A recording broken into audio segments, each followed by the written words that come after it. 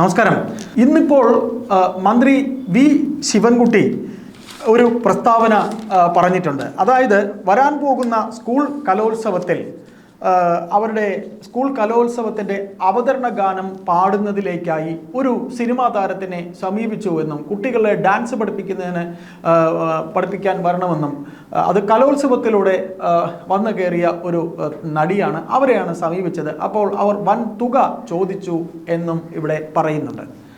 അപ്പോൾ നമുക്ക് ഒരു ചോദ്യം വി ശിവൻകുട്ടി എന്ന മന്ത്രിയോട് ചോദിക്കാനുണ്ട്. താങ്കൾ ഇത്തരത്തിൽ ഈ പറയുന്ന പോലെ സർക്കാരിൻ്റെ കാശ് ലാഭിക്കാൻ വേണ്ടിയാണ് ഇത്തരത്തിൽ ഒരു താരത്തെ കൊണ്ടുവന്ന് അവരെ കൊണ്ട് ചെയ്യിപ്പിക്കാൻ പോയി, അവർ ചോദിച്ച തുക കൂടിപ്പോയി, ഇവർക്കൊക്കെ എന്ത് പൈസയ്ക്ക് ആർത്തിയാണ് എന്നൊക്കെ വെട്ടിത്തുറന്ന് പറയുമ്പോൾ ഇവിടെ പല താരങ്ങളെയും ആ സദസ്സിലുണ്ടായിരുന്ന കരമന ജനാർദ്ദനൻ എന്ന പഴയ മുൻകാല നടൻ്റെ മകൻ സുധീർ കരമന പറഞ്ഞത് അത് മോശമായി പോയി എന്നാണ്. നമുക്കിതിൽ മനസ്സിലാക്കാനുള്ളത്, ഒന്ന്, ശിവൻകുട്ടി ഇത്തരത്തിൽ പറയുമ്പോൾ അദ്ദേഹം സമീപിച്ച താരം ഏതാണെന്ന് നമുക്കൊരു സൂചന കിട്ടിയിട്ടുണ്ട്. അത് നമുക്കിവിടെ പറയാൻ കഴിയില്ലെങ്കിലും അവർക്കൊരു RSS ബന്ധമോ BJP ബന്ധമോ ഉണ്ട് എന്നൊരു അദ്ദേഹത്തിന് ഇത്തരത്തിൽ പറയുമ്പോൾ ഉടൻ തന്നെ അവർ പാർട്ടിക്കാരാണോ എന്ന് നോർമൽ കേസിൽ അന്വേഷിക്കുക. പാർട്ടിക്കാരാണെന്നുണ്ടെങ്കിൽ അവർ എന്ത് വഴിവിട്ട കാര്യവും ചെയ്യും. കാര്യം 5 ലക്ഷം രൂപ അല്ല 10 ലക്ഷം രൂപ വേണമെങ്കിലും ഇവർ കൊടുക്കും. അപ്പോൾ ഇതൊരു BJP-കാരിയാണ് എന്നൊരു വാദം വന്നതിൻ്റെ ഫലമായി ഇത് അത്തരത്തിൽ ഒരു ആരോപണത്തിന് സാധ്യത ഉണ്ട് എന്ന് കരുതി തന്നെയാണ് ഈ ഇത്തരം പറച്ചിലേക്ക് അദ്ദേഹം വന്നത്. അപ്പോൾ നമുക്ക് ഒറ്റ കാര്യമേ ഇനി ഇതിനോട് നമുക്ക് കൂട്ടിച്ചേർത്ത് വായിക്കാനുള്ളൂ. ബഹുമാനപ്പെട്ട ശിവൻകുട്ടി, താങ്കൾ ഉൾപ്പെടെയുള്ള ഈ കണ്ട മന്ത്രിമാരെല്ലാവരും താങ്കളുടെ പടനായകനായ, നിങ്ങൾ പറയുന്ന ഉദിച്ചു നിൽക്കുന്ന സൂര്യനായ മുഖ്യമന്ത്രി പിണറായി വിജയനുമായി നിങ്ങൾ ഈ കേരളം മൊത്തം ഒരു വലിയ ബസ്സിൽ ഇങ്ങനെ ആഡംബര യാത്ര നടത്തി.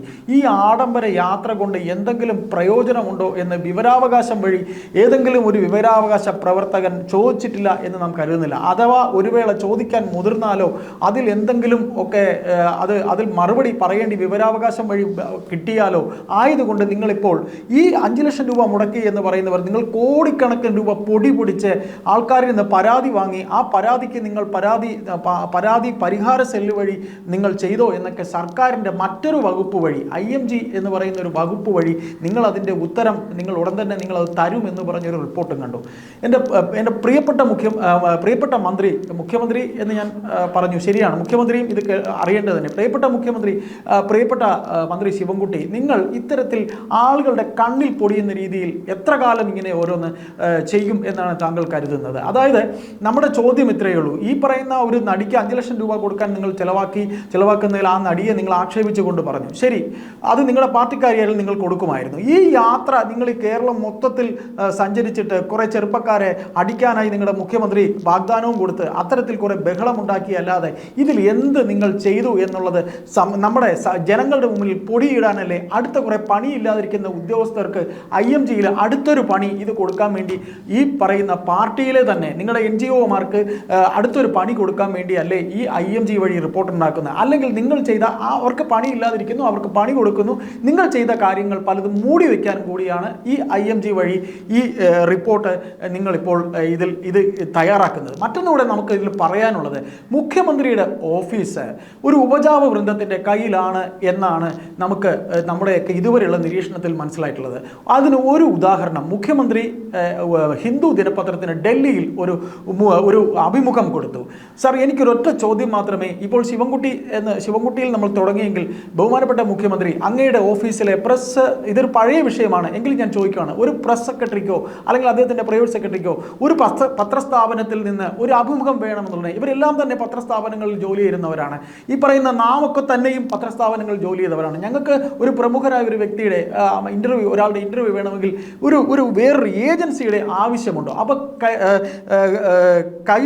കൈസൻ എന്ന് പറയുന്ന ഒരു ഏജൻസിയെ കൊണ്ടുവന്ന് പഴയ ഒരു MLA-യുടെ, ദേവകുമാർ എന്ന് പറയുന്ന ഒരു പഴയ മുൻകാല MLA-യുടെ മകന് ഈ ഏജൻസിയിൽ ജോലിയുണ്ട്. ആ മകൻ ആ പയ്യന് വേണ്ടിയിട്ട്, ആ ചെറുപ്പക്കാരന് വേണ്ടിയിട്ട് താൻ ഒരു ഇൻ്റർവ്യൂ ഹിന്ദുവിന് കൊടുത്തതാണ് എന്നൊക്കെ പറയുമ്പോൾ അവിടെയും നമ്മൾ എന്തൊക്കെയോ ചിലത് മണക്കുന്നില്ലേ?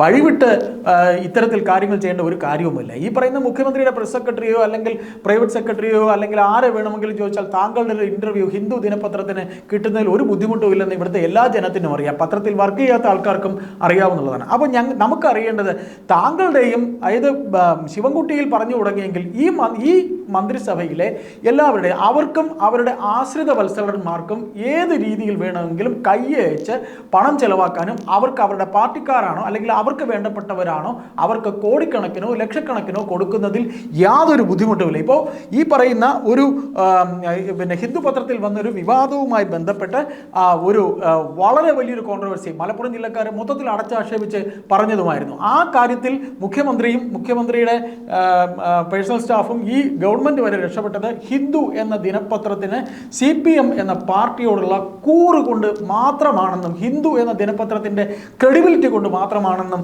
ഈ ജനത്തിന് അറിയാത്തതല്ല. അതിൽ നിങ്ങൾ ഈ പറയുന്ന മന്ത്രിസഭയും മുഖ്യമന്ത്രിയും താങ്കളുടെ ഗവൺമെൻറ്റും ഹിന്ദു പത്രത്തിൻ്റെ ദയ കൊണ്ട് രക്ഷപ്പെട്ടത് ആണ് തന്നെ എന്ന് തന്നെ നമുക്ക് പറയേണ്ടി വരും. ഏതായാലും വിഷയം ഇവിടം വരെ എത്തിയ സ്ഥിതിക്ക് നമുക്ക് ശിവൻകുട്ടിയുടെ വിഷയത്തിലേക്ക് വന്ന് തന്നെ ഇത് അവസാനിപ്പിക്കാം. വി ശിവൻകുട്ടി എന്ന വിദ്യാഭ്യാസ മന്ത്രി താങ്കൾ ഈ താരത്തിന് കൊടുക്കുന്ന കാശ് കൂടിപ്പോയി എന്നൊരു ആക്ഷേപം പറയുമ്പോൾ അവരുണ്ടാക്കിയ താരമൂല്യത്തിന് ഒരു വിലയുണ്ട്. അത് ആയിക്കോട്ടെ, അവർ ചോദിച്ചത് കൂടുതലായിരിക്കാം. പക്ഷേ എങ്കിലും ഇത്തരത്തിൽ അത് ചോദിച്ചതും ഇവർക്ക് പണത്തിന് ആർത്തിയെന്നും ഒന്നും ഇത്തരത്തിൽ പറയേണ്ട കാര്യം ഉണ്ടായിരുന്നോ എന്ന് നമുക്ക് ചിന്തിക്കേണ്ടി വരും. ഏതായാലും നിങ്ങളുടെ പാർട്ടിയിലെ നിങ്ങളറിയുന്ന നിങ്ങൾക്കിഷ്ടമുള്ള ആരെങ്കിലും ആയിരുന്നെങ്കിൽ നിങ്ങൾ ഈ 6 അല്ല 7 അല്ല 10 ലക്ഷം വരെ ഈ സംസ്ഥാനം വേണമെങ്കിലും വിറ്റ് കൊടുക്കാനുള്ള ഒരു തോന്നൽ നിങ്ങൾക്കുണ്ടാകും. അത്രത്തോളം പാർട്ടിക്കൂറ് കാണിച്ച് ഈ നമ്മൾ വീണ്ടും ആ വിഷയത്തിൽ അല്പം പോകുന്നു. കണ്ണൂരിൽ നടന്ന ADM നവീൻ ബാബുവിൻ്റെ മരണത്തിൽ പാർട്ടിക്കൂറ് കാണിച്ച് ഇവിടുത്തെ സമൂഹത്തിന്, കേരള സമൂഹത്തെ പോലും മറന്നുകൊണ്ടാണ് നിങ്ങളിവിടെ പ്രവർത്തിക്കുന്നത്.